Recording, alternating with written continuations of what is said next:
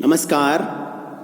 इस वीडियो में मैं रक्तध्वज नाटक की संवाद योजना पर आपके साथ बातचीत करूंगा।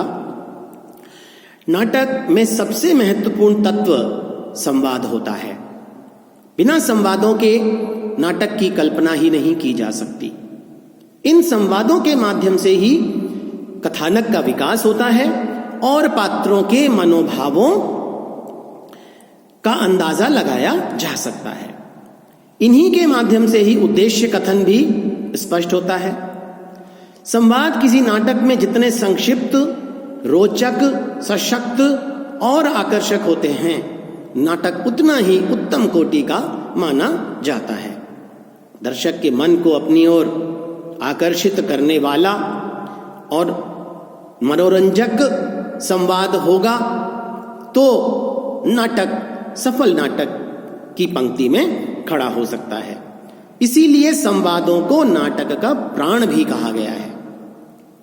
अभिनय की दृष्टि से संवाद नाटक के सबसे प्रमुख और महत्वपूर्ण अंग हैं, क्योंकि अभिनय वास्तव में कथा संगठन, चरित्रों की स्वाभाविकता और संवादों के प्रवाह पर निर्भर करता है। रक्तध्वज नाटक के संबंध में यदि हम बात करें तो रक्तध्वज नाटक का कथा संगठन, चरित्र और संवाद सभी अभिनय के अनुकूल है।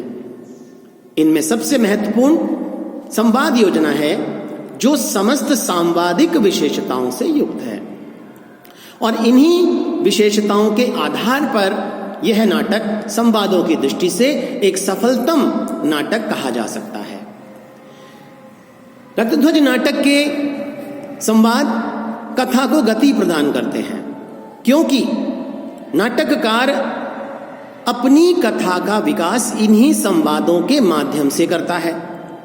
नाटक में संवादों के अभाव की कल्पना ही नहीं की जा सकती, लेकिन नाटक में प्रयुक्त संवाद इस प्रकार के होने चाहिए जो कि कथानक को गतिशीलता प्रदान करने में सहायक हों।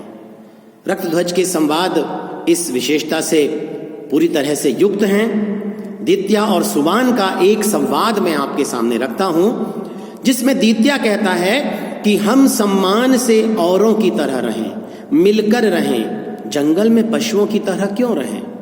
सुबान कहता है यह बात तो ठीक है, पर दित्या, पर क्या?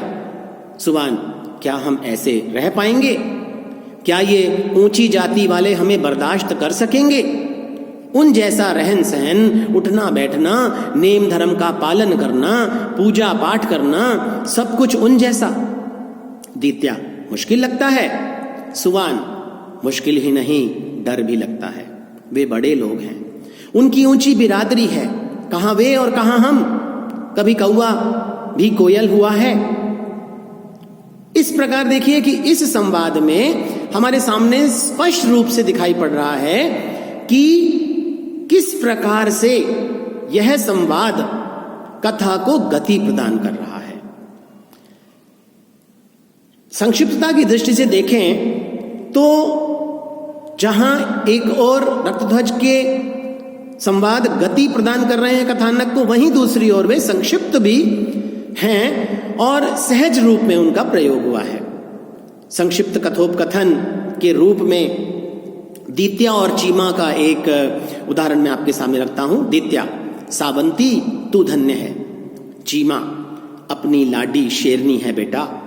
अब तू, दित्या, मां, अब तू देखना कि मैं क्या करता हूं। डाकण शाकण सबको भगा दूंगा। तो यहां एक छोटे छोटे संवादों के रूप में अपनी बात को कहने में नाटककार पूर्णतः सफल हुए हैं। अब एक बात और है कि नाटक के संवाद जितने चुस्त होंगे, कथानक का संगठन उतना ही सशक्त होगा।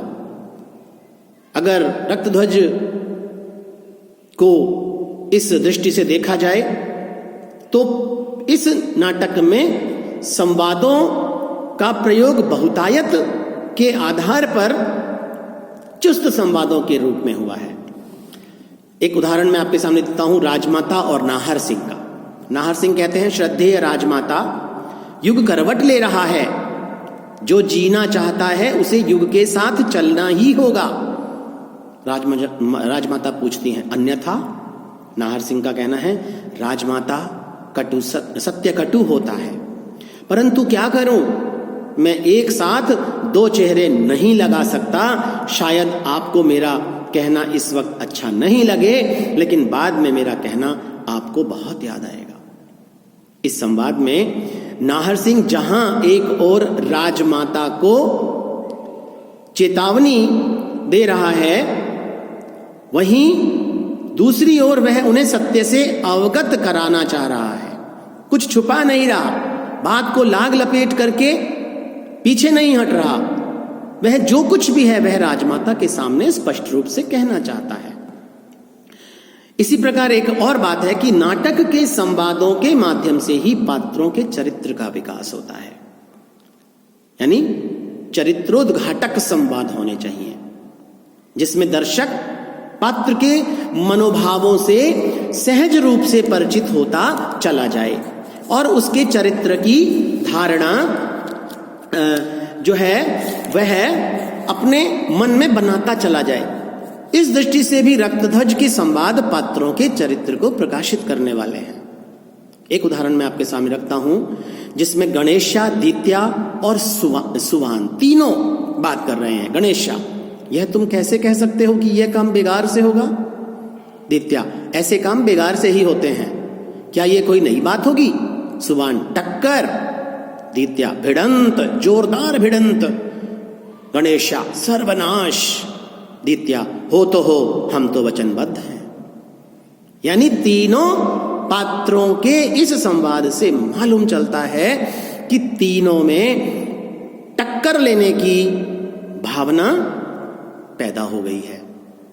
इस प्रकार से इन तीनों के इस संवाद के माध्यम से दर्शक को इनकी मानसिक स्थिति का, इनके चरित्र को उद्घाटित करने का मालूम चल जाता है। रक्तध्वज नाटक के संवाद रोचक भी हैं, सरल हैं, रोचक हैं, दर्शक के मन को अपनी ओर आकर्षित करते हैं। एक उदाहरण देखिए दित्या और गणेशा का।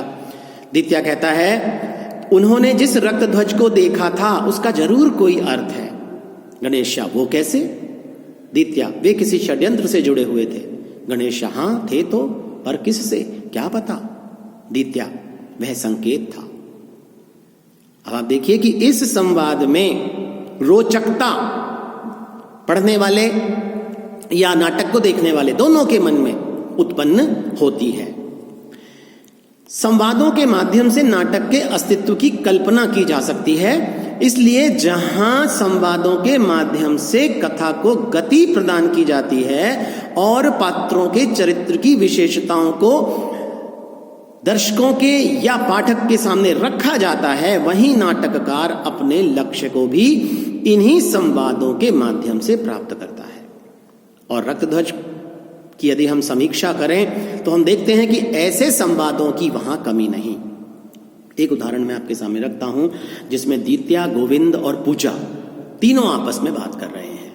दित्या का कहना है, लेकिन आप तो हिंसा के विरोधी हैं। गोविंद, पहले नहीं था। पूजा, बाद में। गोविंद, हां बाद में हुआ। दित्या पूछता है, कारण? गोविंद, एक लंबा किस्सा है। सुवान, सुनाओ स्वामी जी।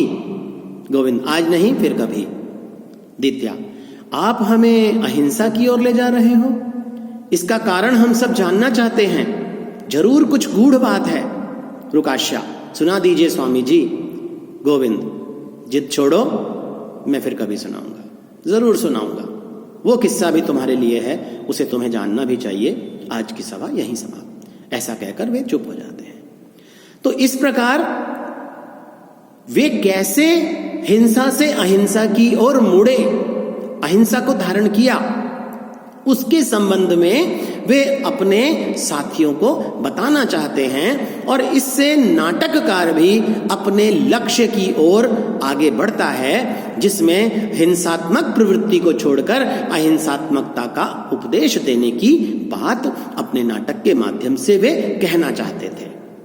इस प्रकार हम देखते हैं कि रक्तध्वज नाटक के संवाद सरल हैं, संक्षिप्त हैं, रोचक हैं, कथा को गति प्रदान करने वाले हैं, चरित्रों का उद्घाटन करने वाले हैं, लक्ष्य की ओर उन्मुख हैं।